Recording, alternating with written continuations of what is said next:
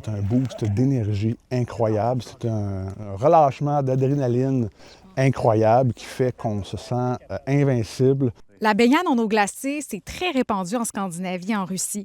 Mais au Québec, c'est vraiment dans les dernières années que ça s'est popularisé. De plus en plus d'adeptes se rencontrent pour se baigner dans le fleuve, dans des bains d'eau glacée ou même dans les lacs. Et c'est justement là que je suis allée rencontrer des meilleurs aguerris.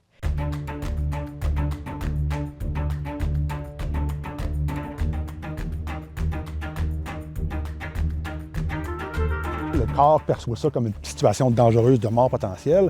Donc, on apprend à gérer ce stress-là, à contrôler notre respiration, à contrôler notre rythme cardiaque. Quand tu l'essaies, ça te donne le goût de recommencer. C'est comme développer une adrénaline qui fait qu'à un moment donné, ah, tabarnouche, j'ai fait 30 secondes, j'ai fait 1 minute.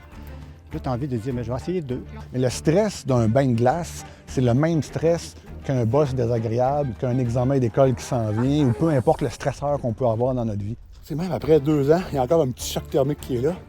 Mais tu sais, 5 secondes, puis la respiration revient. Ah ouais, hein? Faut prendre des grandes respirations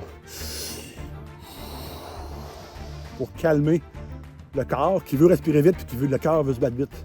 Sauf que pour se baigner en eau froide, il suffit pas seulement d'avoir du courage. Les patients qui ont de l'insuffisance cardiaque, les patients qui sont coronariens, qui ont déjà fait des infarctus, qui font de l'angine, il y a certaines choses à faire vraiment attention. Le corps va vouloir vraiment aller chercher le maximum d'oxygène parce que lui, il pense qu'il est en danger, fait qu'il va faire des espèces d'efforts involontaires de respiration. Il va avoir en fait une augmentation de la fréquence cardiaque, une augmentation de la pression artérielle, puis il va avoir aussi un gros vasospasme. Le sang qui est dans la peau va vouloir se rediriger vers le centre pour protéger en fait les organes nobles puis s'assurer que on ne tombe pas en hypothermie, là.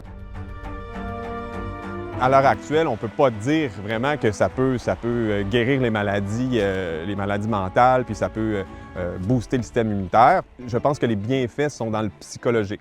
Quelqu'un qui veut vraiment optimiser sa résilience à un stress, ou quelqu'un qui fait du sport d'endurance puis qui veut se sentir mieux après, puis il pense que sa récupération musculaire va l'aider, bien absolument, tu sais.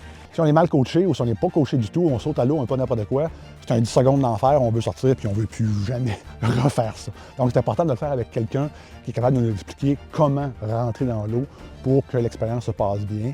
Je pense que le bain de glace, c'est un peu comme ça, c'est d'aller au-delà, de vérifier jusqu'où le corps humain peut aller, là, et l'esprit. Là.